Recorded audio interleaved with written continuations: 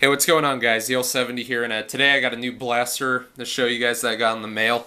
This right here is a Nerf Defender T3. It came out in 1996 under the Cyber Strike lineup, and kind of the whole concept behind that line was that they were all like futuristic-looking blasters, and they had like some way to like attach to your body. So provided you had a lot of Cyber Strike blasters and you put them on yourself, you'd end up looking like basically a retarded cyborg, the way I see it. But I mean, for a '90s kid, that probably would have been kind of cool. But this gun, it's pretty neat. The main gimmick behind it is that it can split into two separate blasters, and I've always found that kind of neat about these. But this one just came to me with like a pretty nasty problem involving the top gun. The bottom one was fine; it just needed a quick lube up. This one, the way this catch system is designed, it's just extremely flawed. This catch has no spring in it. It operates solely off of the pressure of the trigger mechanism right there when they're interconnected. So when it's by itself, it's basically just a pull-release bow, and it's not very effective.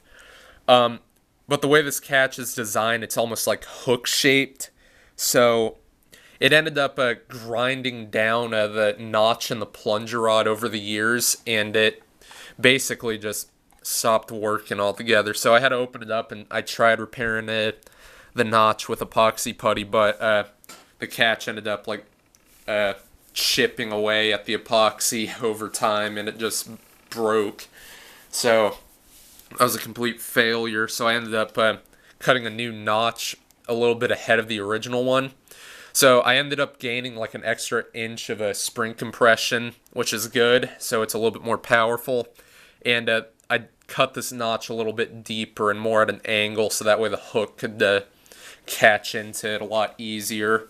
So now it pretty much works flawlessly, and I haven't had any issues with it. So we're gonna go take some test shots, see how it works.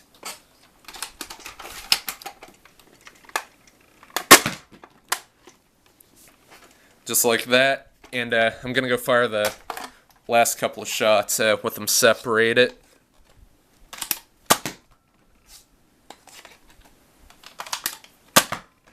This one's pretty solid.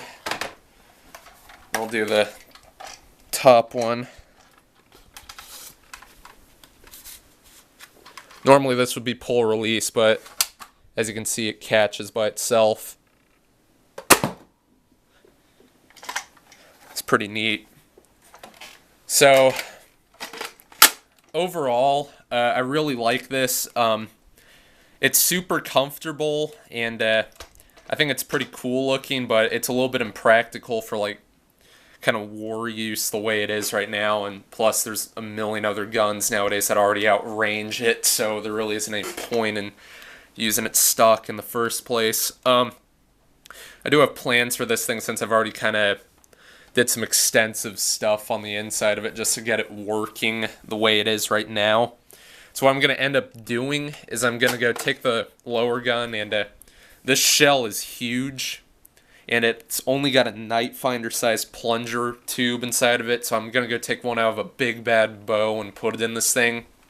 And I'm going to try and maintain the connecting ability of them, so I can just split them whenever I want to, because I always found that kind of neat. And this top one, I'm just going to go coupler it, since both this plunger tube and the big bad bows are pretty much identical, so I'll end up having like two barrels shooting over 100 feet each, and that should be pretty awesome. So really isn't much else to this. I'll end up documenting the mod if I get around to doing it, but other than that, it's pretty cool. This right here is the Nerf Defender T3, and thanks for watching.